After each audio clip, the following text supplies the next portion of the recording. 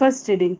A reading from the Acts of Apostles, chapter 5, verses 17 to 26.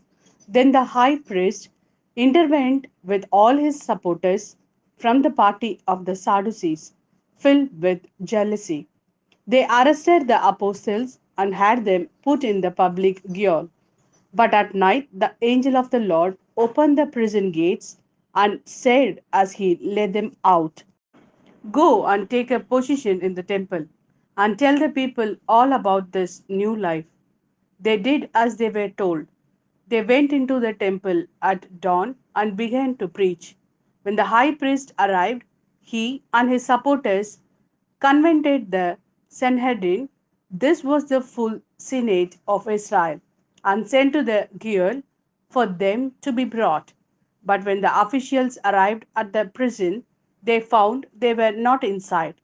So they went back and reported, "We found the gaol securely locked and the warders on duty at the gates. But when we unlocked the door, we found no one inside." When the captain of the temple and the chief priest heard this news, they wondered what could be happening. Then a man arrived with fresh news. "Look," he said, "the men you imprisoned are in the temple. They are standing there preaching to the people." The captain went with his men and fetched them, though not by force, for they were afraid that the people might stone them. This is the word of Lord. Thanks be to God. A reading from the Gospel according to St. John, chapter 3, verses 16 to 21. For this is how God loved the world. He gave his only Son, so that everyone who believes in him may not perish, but may have eternal life.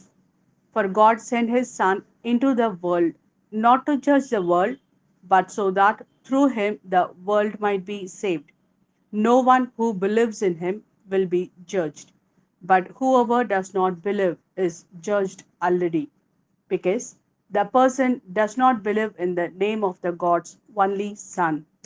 And the judgment is this: though the light has come into the world, people have preferred darkness to the light, because their deeds were evil. And indeed, everybody who does wrong hates the light and avoids it, to prevent his actions from being shown up.